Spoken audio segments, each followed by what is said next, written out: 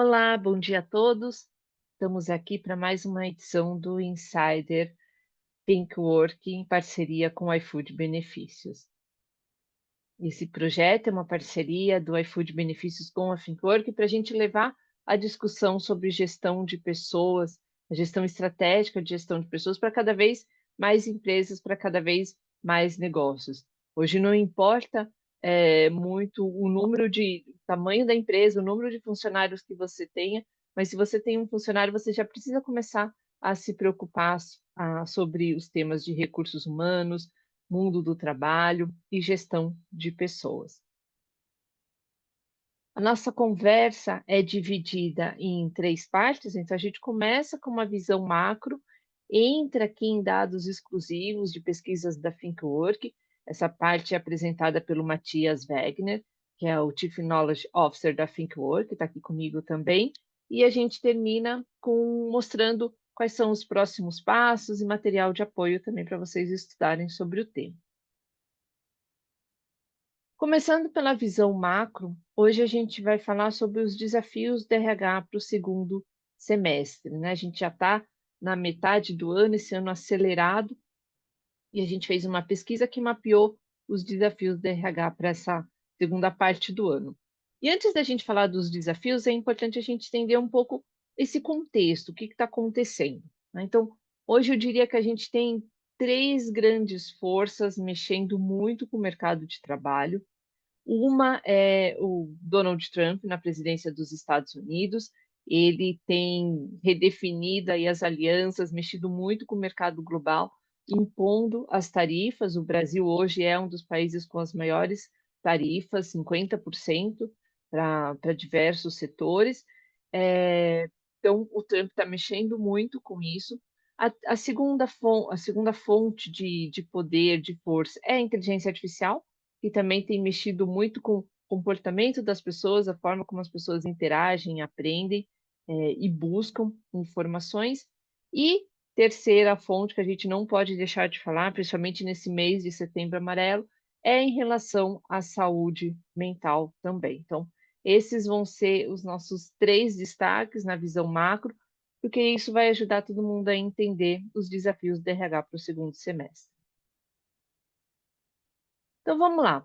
Quando a gente fala de Trump no poder, o que que isso quer dizer? Acho que ele mexe de duas formas. Uma com as regulações, com as tarifas, né, custo, esse aumento de tarifas que vai afetar a exportação, com certeza vai fazer com que os CEOs, os líderes de negócios, se retraiam, né, um pouco. Então, talvez antes de autorizar um investimento, queira saber mais, queira mais dados, queira mais informações, queira justificativas melhores, inclusive para RH, né? Os CEOs também vão forçar, talvez, para uma otimização de custos, uma eficácia nesses gastos, e pode até chegar a corte de custos, né? Então, alguns setores começam a falar de demissão, a gente ainda não viu esse impacto. A taxa de desemprego hoje no Brasil está super baixa, está na casa dos 5%, a menor taxa na série histórica, medida pelo governo. Então, o impacto ainda das tarifas não chegou no trabalho, no mercado de trabalho nesse ponto, mas sim, a gente sabe que os executivos estão mais atentos a isso, e talvez aprovar investimento seja mais difícil, vai exigir de todo mundo, inclusive do RH, mais dados, otimização de custos, talvez uma revisão de processos, pagamentos e benefícios, né? Outra parte que o Trump no poder mexe muito é a questão cultural, né? Então, o Trump tem usado, inclusive, as tarifas ou outros meios para forçar um alinhamento cultural. Então, a gente já viu no começo do ano muitas empresas diminuindo as suas políticas de diversidade e inclusão, né, por força dessa visão do Trump. Então, isso deve ficar mais forte, deve continuar. A gente já vê chegando no Brasil também. E esse, né, o tipo de líder, o tipo de liderança, o tipo de negociação, isso com certeza vai ter um impacto também na cultura, nas empresas, no jeito de fazer, no jeito de tomar as decisões. E é interessante aqui que alguns estudos mostram que os CEOs, eles estão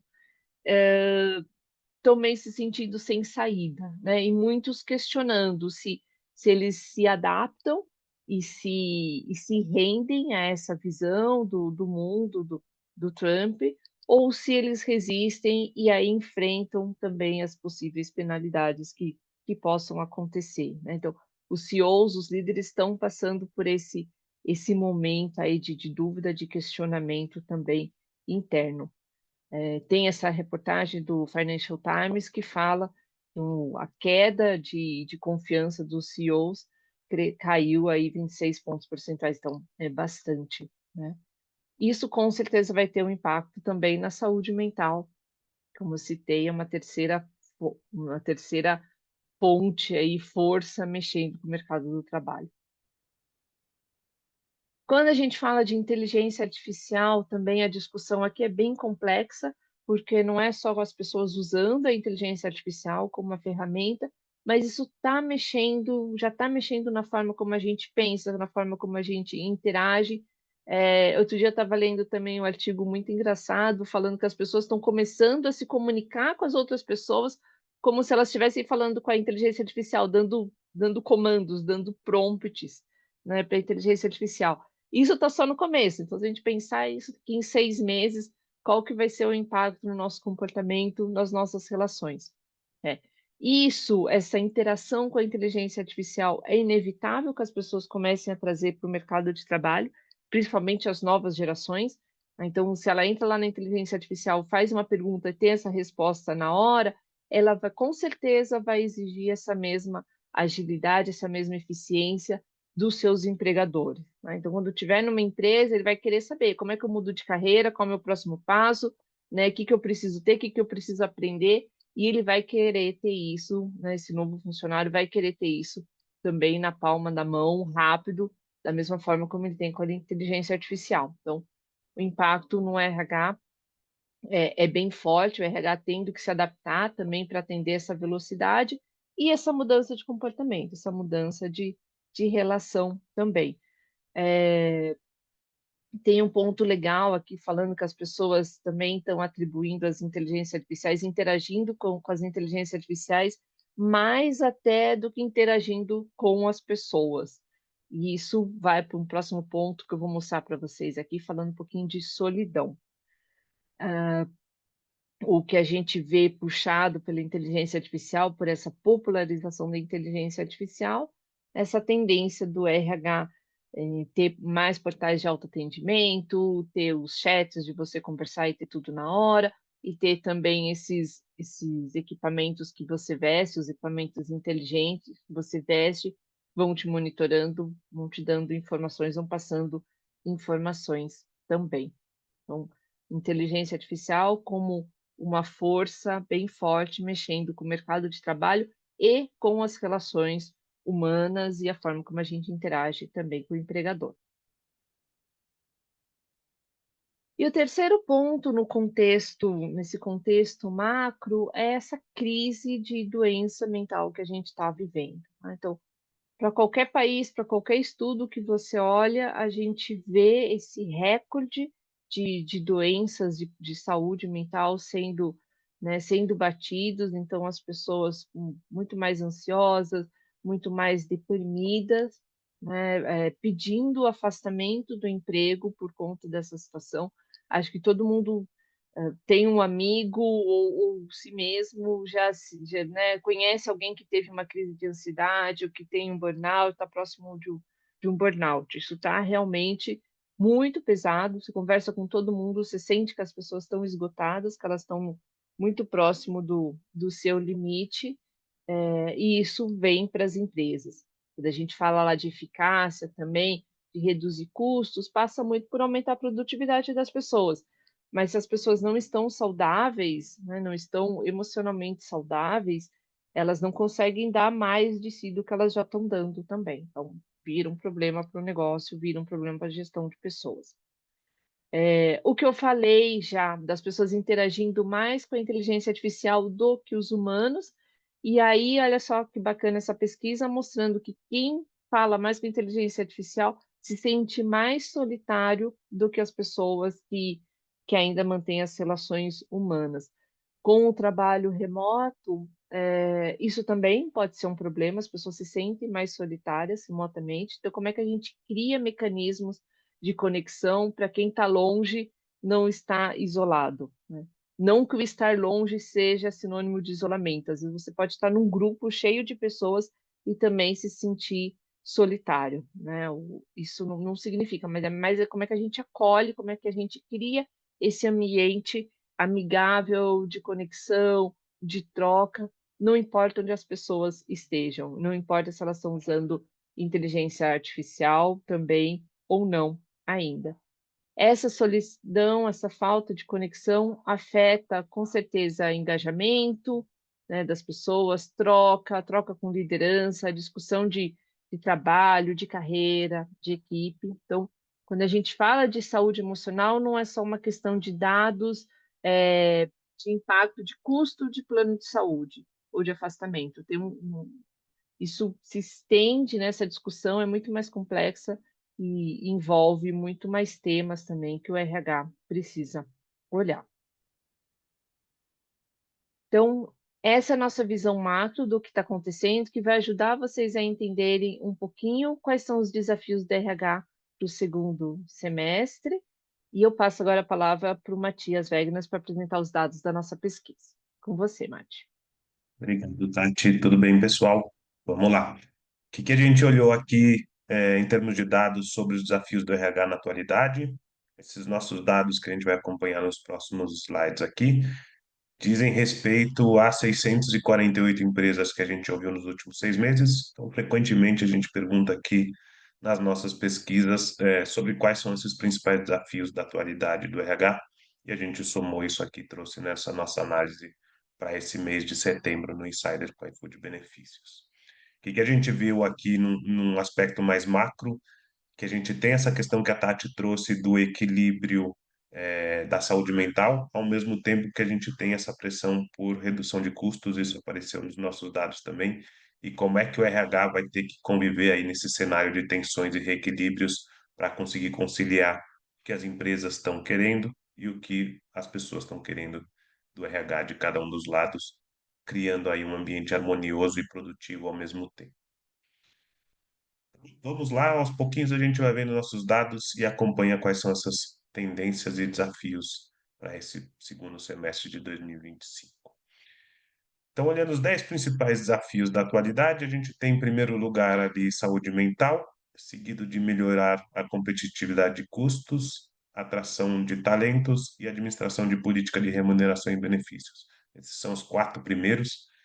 Os percentuais aqui para quem ficar em dúvida, a gente perguntou para as pessoas quais eram os três principais desafios que eles enxergavam nas suas empresas, por isso que esse percentual passa de 100%, tá? São um total de 300 aqui, ou seja, três desafios por empresa. Esses quatro primeiros desafios que eu comentei com vocês, eles são comuns a praticamente todas as empresas.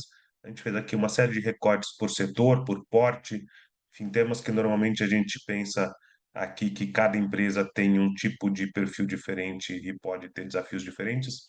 Sim, alguns variam entre portes, setores e outras variáveis, mas esses quatro se mostraram para a gente um desafio comum a todas as empresas, ou seja, são algo que refletem aí a realidade nacional da atualidade. E a gente vai se aprofundar justamente nesses quatro principais desafios. Começamos aqui pela parte de saúde mental, olhando um pouquinho o que é que pode estar levando a esses desafios e vamos olhar também algumas soluções de empresas vindas ali do Prêmio Thinkwork Innovations que a gente acabou de premiar as iniciativas mais inovadoras de RH. E a gente viu em saúde mental. A gente conduz pesquisas anuais aqui sobre o tema desde 2022. E lá em 2022, lembrando, a gente estava ali no cenário mais recente e interno da pandemia. Então, ali sim a gente via, naquele momento, um cenário de saúde mental mais crítico, né? Só 8% das pessoas na época falavam para a gente que se sentiam bem todos os dias. De lá para cá, nas três mensurações seguintes que a gente fez, o percentual de pessoas que se sentem bem todos os dias se manteve praticamente estável, 21, 24 e 23% em cada um dos anos ali. E isso mostra para a gente que, de fato, por mais que a gente já fale de saúde mental há algum tempo no RH, o cenário não mudou muito, né? As práticas não avançaram tanto e, de fato, não foram tão efetivas para conseguir provocar aí uma mudança, nas pessoas em termos de saúde mental. Então, a gente vê com bons olhos aqui que a saúde mental esteja posicionada como o principal desafio do RH na atualidade. Não era uma questão que a gente via nos últimos anos numa posição tão favorável, e a gente entende que esse reconhecimento enquanto desafio é importante para a gente, de fato, ter soluções mais robustas e maior investimento nesse tema. Pode passar. Além desse histórico que a gente viu aí dos indicadores, no presente a gente vê também um cenário bastante preocupante em termos de indicadores de proximidade de burnout das pessoas. Então, 37 das pessoas que a gente ouviu na nossa pesquisa de saúde mental no primeiro semestre desse ano disseram para a gente que não estão se sentem bem e nada próximo do burnout. Todas as demais, por outro lado, já se sentem ali de alguma forma cansadas e com algum tipo de dificuldade para se conectar com a vida pessoal depois do trabalho, né? Principalmente quando a gente olha ali para o percentual de 17% no nível moderado, 6% no nível muito próximo ao burnout e 3% já no limite de burnout.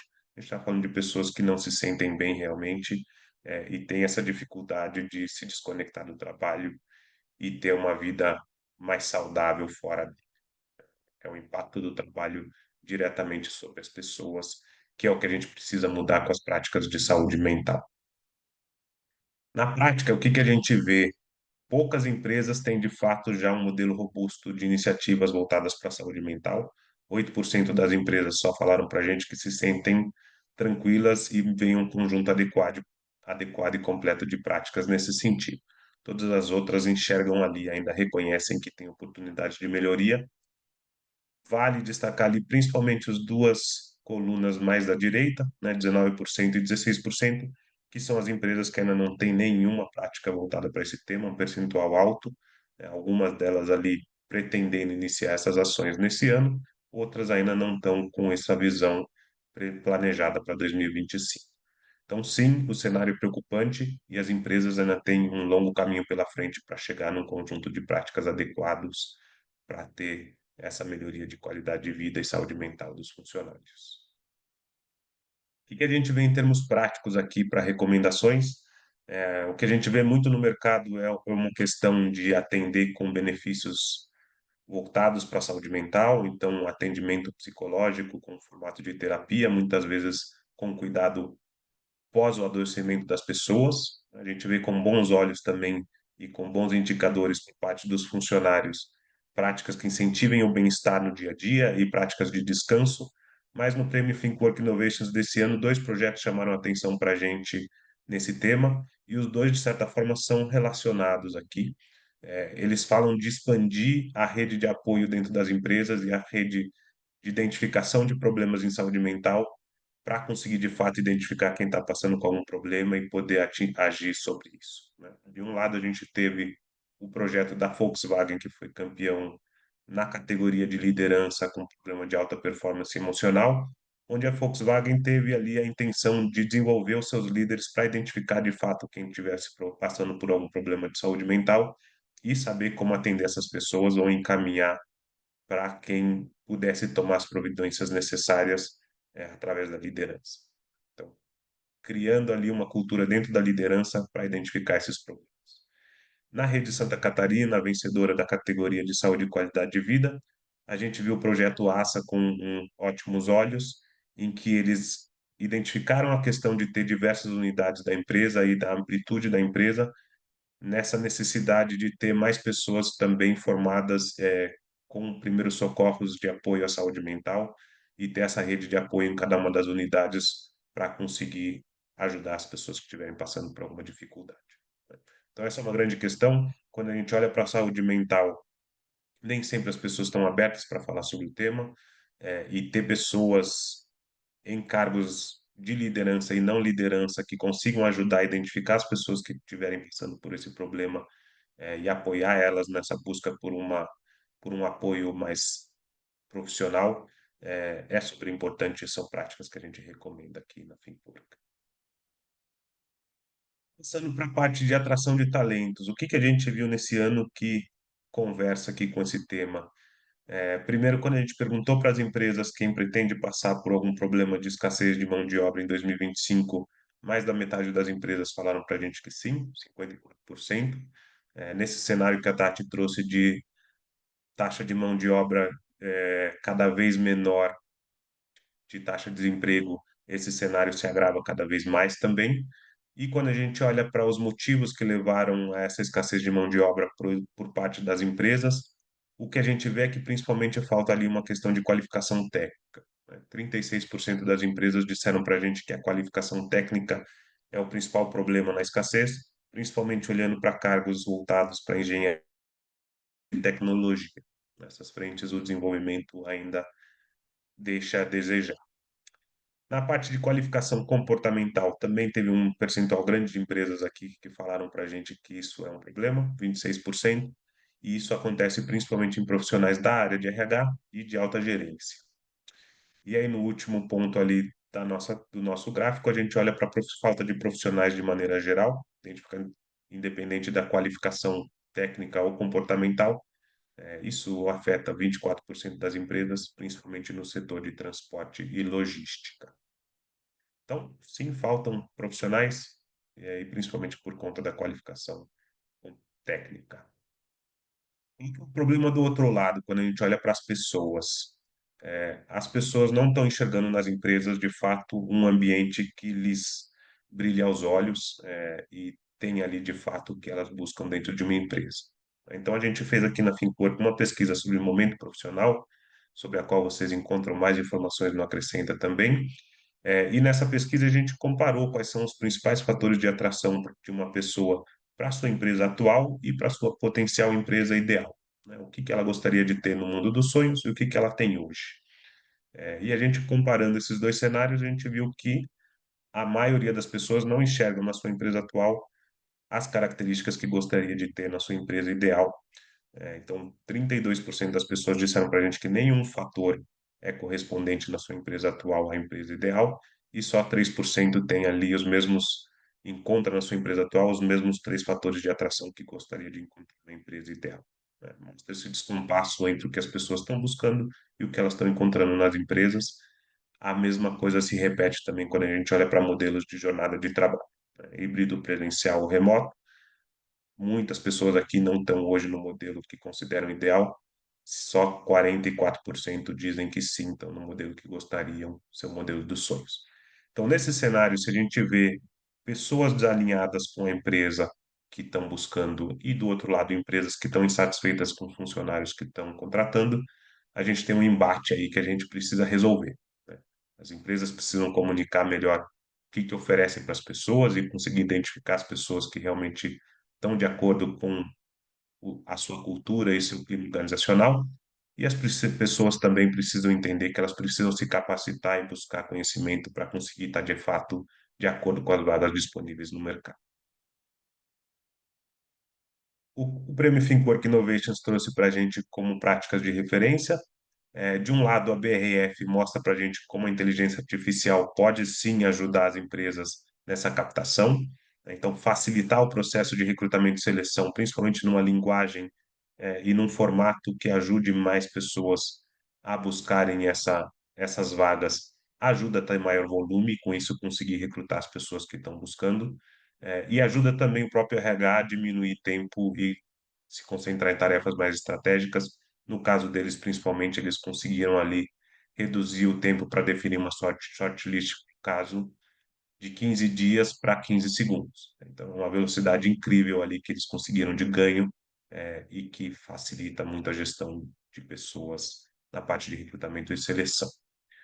Do outro lado, na Accenture, a gente viu o programa Flip. O programa Flip ele fala sobre como a gente pode buscar novos conjuntos de profissionais e novas pessoas para conseguir completar essas vagas através da capacitação, né? Se a gente não está encontrando no mercado as pessoas com a capacitação adequada, pode ser uma opção para as empresas optar por esse desenvolvimento interno das pessoas. No caso da Accenture, eles fizeram esse desenvolvimento geral com pessoas de situação de vulnerabilidade, e abriram essa contratação tanto para a própria empresa quanto para outras empresas parceiras também, que é aproveitar essas pessoas em outras empresas quando não houvessem vagas suficientes para todos.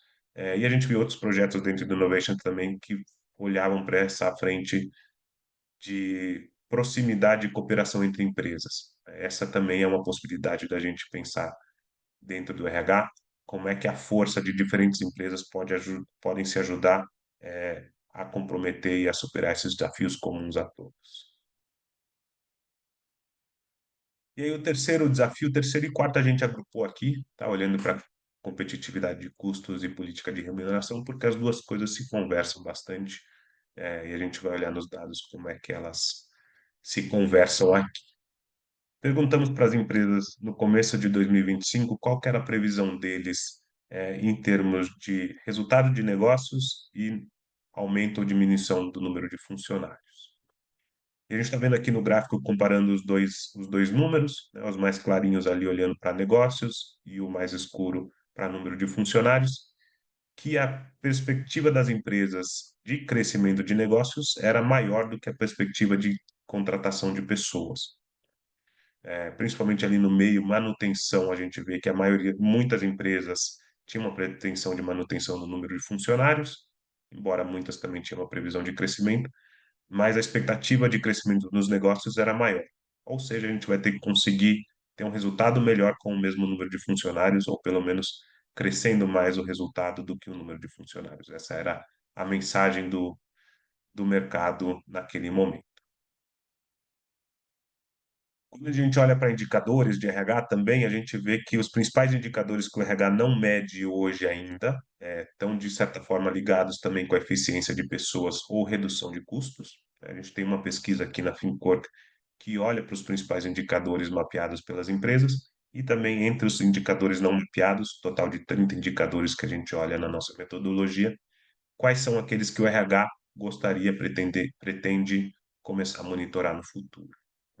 E aqui, olhando para os 5 principais indicadores, tirando ali a parte de frequência de feedbacks oferecidos a cada funcionário, a gente está falando de frequência de horas extras, acompanhamento de orçamento, custo total do funcionário e produtividade por funcionário. Todos temas que ou olham para a redução de custos, né, ou acompanhamento desse orçamento, ou se não a parte de produtividade, por isso que a gente colocou esses dois temas aqui conjuntos e mostrando que mesmo as empresas que ainda não olham para isso estão recebendo ali uma pressão interna nas suas empresas para começar a acompanhar esses indicadores. Quem já mensura, o que os indicadores mostraram para a gente? Em geral, as empresas até estão satisfeitas ali com a mensuração de produtividade dos funcionários, né? 43% das empresas que a gente ouviu falaram para a gente que estão muito satisfeitos com esse indicador e 25% estão satisfeitos. A gente pode comparar esse indicador com a última linha que aparece aqui na nossa tabela, onde a gente está olhando para a média que a gente vê de 12 indicadores que a gente mapeou para essa parte dessa pesquisa, e de fato esses dois indicadores estão acima do que a média. Quando a gente olha por outro lado para a parte de remuneração, aí muda um pouco o cenário, né? Quem está num modelo mais tradicional, com benefícios que ainda não foram para o modelo flexível e com uma percepção sobre remuneração total, a gente vê que esse número, esse percentual de empresas satisfeitas está abaixo da média, o que varia ali só um pouquinho quando a gente olha para as empresas que têm benefícios flexíveis, onde esse modelo já está mais de acordo com a percepção dos funcionários. Então é isso, nesse cenário que a gente viu, onde as empresas precisam entregar mais com menos gente, conseguir ter esse modelo onde as pessoas têm uma satisfação com remuneração, ao mesmo tempo que as empresas estão satisfeitas com a produtividade, não está se mostrando tão fácil, né? E aí, de um lado, como é que a gente vai pressionar essa redução de custos, mexendo em remuneração, mexendo em benefícios, ao mesmo tempo que a gente já tem esse cenário de saúde mental tão exaustivo e esgotado, né? Pressionar mais por produtividade ou diminuir o pacote de benefícios e remuneração, com certeza só vai agravar essa questão da saúde mental, e questões de endividamento que a gente já conversou aqui em outros encontros com vocês do Insight. Das empresas, o que que a gente viu como práticas de referência? A TOTUS trouxe para a gente um modelo de predição de percepção de carga de trabalho, né? Nesse modelo se olha muito tanto para o volume de trabalho que está sendo oferecido a cada pessoa, quanto também ao dimensionamento de equipes. Então, com isso, com uma equipe melhor balanceada e reduzindo ali eventuais momentos de maior estresse e reuniões que não seriam necessárias, a gente consegue fazer esse aumento de produtividade que a gente está falando, né, o que reduz ali também alguns custos e a necessidade de se expandir, em alguns casos, o quadro de funcionários. E do outro lado, a Unilever com DataPay mostrou para a gente como a tecnologia também pode auxiliar o RH a tornar a gestão de remuneração mais estratégica, olhando para dados de fato, e entendendo quando os aumentos são de fato necessários, quando esses aumentos estão de acordo com o mercado, sem aumentar muito a folha de remuneração além do necessário, ao mesmo tempo que a gente também não perca ali a competitividade com o mercado externo, né? Então, ter um equilíbrio e ter principalmente ferramentas que ajudem o RH a controlar jornada de trabalho e remuneração é a melhor forma para a gente não ter bolhas dentro da nossa empresa e ter que tomar ações mais drásticas em um momento futuro sobre corte de funcionários, quando essa for a única medida que se mostrar como possível.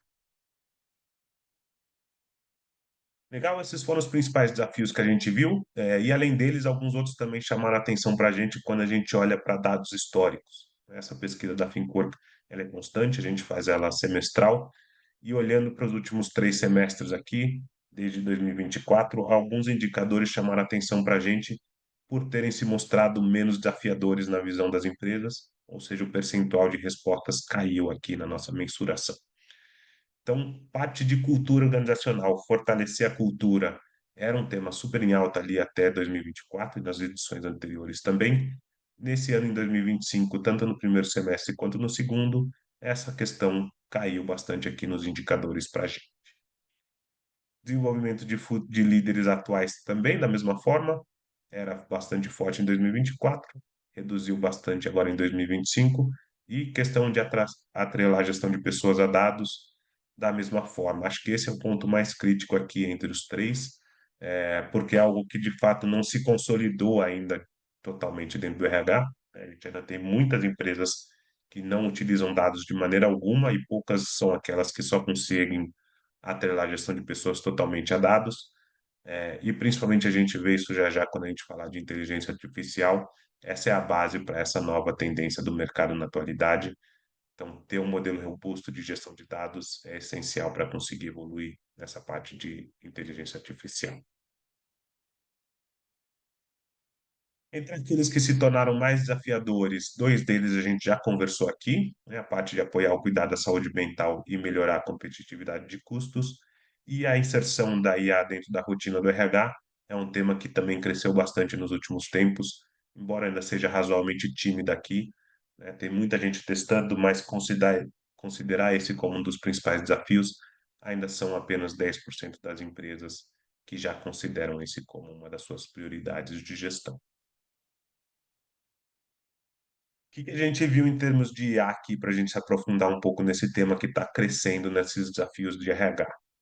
A primeira conversa que a gente precisa ter é sobre moda ou tendência, né? Porque a gente vê muita gente testando IA e é algo super importante e relevante para a gente começar a usar e entender como é que ela funciona, quais processos vão se adequar mais ou menos a ela. Mas poucas empresas estão fazendo isso de fato de maneira bem estruturada e planejada. Então, quando a gente olha aqui para essa pergunta sobre o quanto o RH entende que a IA vai ter um impacto estratégico real dentro das suas empresas, 15% só entendem que o RH está totalmente preparado para conseguir atingir esse nível, e já tem ali objetivos e metas claras para gerar valor ao negócio.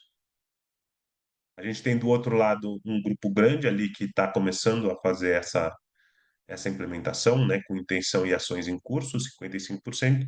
O que me chama mais atenção, por outro lado, é ali aquele grupo pouco preparada, 23% das empresas, que usam IA mais por obrigação ou tendência, sem clareza de metas ou resultados. Ou seja, muita gente está testando, mas sem saber por quê, mais seguindo uma moda que está ali no mercado, entendendo que precisa estar dentro desse jogo também, até muitas vezes para se mostrar internamente como uma área relevante e atualizada, mas sem clareza do motivo e do formato com que isso deve ser feito, né? Então, isso é algo para a gente repensar, para ou conseguir atingir resultados melhores com isso, ou de fato deixar de lado e se concentrar em outros desafios que a gente ainda tem no presente. Normalmente essas empresas ainda não estão num nível mais estruturado de gestão também, quando a gente vê essa situação.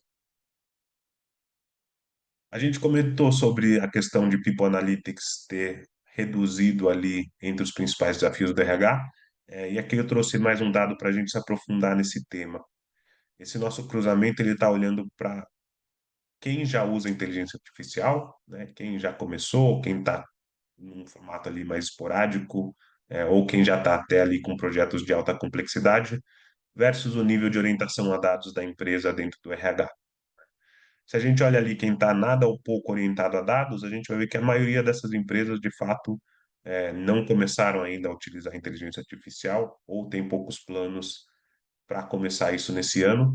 E no nosso outro extremo, ali na ponta mais da direita embaixo, a gente vê quem está totalmente orientado a dados, que em geral já consegue utilizar a inteligência artificial em modelos mais complexos, e com maior impacto. Então, esse é o nosso cenário atual. Para a gente conseguir, de fato, criar modelos de inteligência artificial que vão conversar com o negócio e vão trazer impactos reais para o RH, a gente precisa de dados, né? Se isentar dos dados e pular essa etapa, principalmente, é algo que a gente não pode fazer enquanto RH.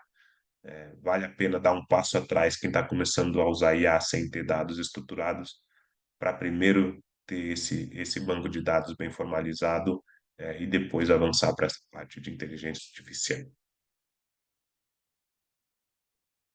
Outra questão que chamou atenção para a gente também dentro de inteligência artificial é como que as empresas estão olhando para a governança.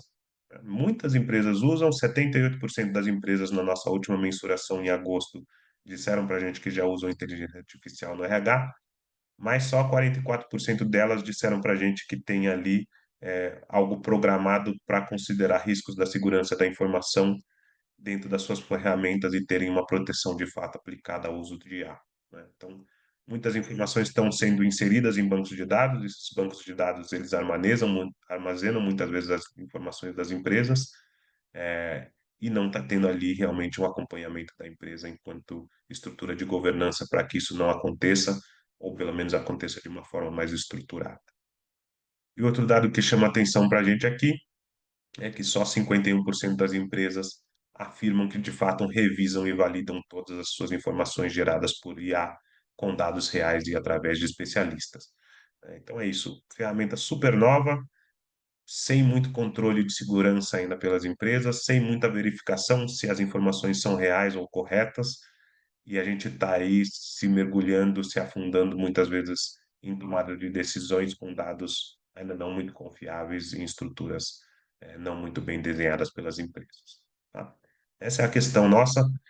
Se a gente olha para a IA como um desafio de RH, a gente não deve olhar ela só como uma ferramenta para a gente criar e melhorar nossa eficiência, mas precisa ter um acompanhamento por trás para que ela de fato gere o resultado e tenha a segurança necessária para ela ser útil para a gente enquanto RH, enquanto as empresas.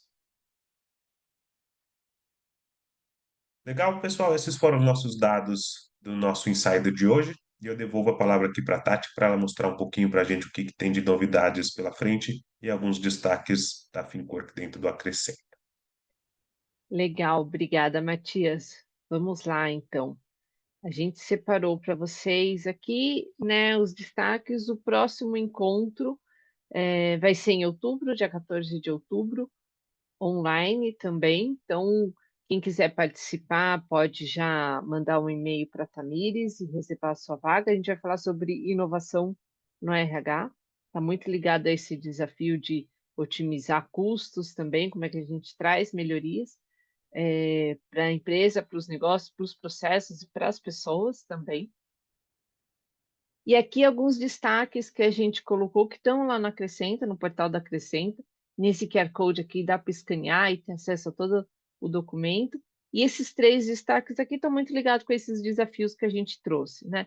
Esse aqui é um e-book detalhando essa pesquisa com os desafios para o segundo semestre, um pouquinho de apagão de talentos, essa competitividade por profissionais qualificados, que também com certeza vai mexer na atração de gente. E a saúde mental, que é o tema da vez, junto com a inteligência artificial e Trump, é o tema da vez também para as empresas, para os RHs se prepararem e se adaptarem. Então, se você tem pessoas na equipe, com certeza você tem que estar por dentro desses temas, para fazer uma boa gestão, para manter um bom relacionamento com essas pessoas. Ficamos por aqui hoje, então nosso próximo encontro é mês que vem. Apareçam, espero que vocês tenham gostado. Obrigada, até mais.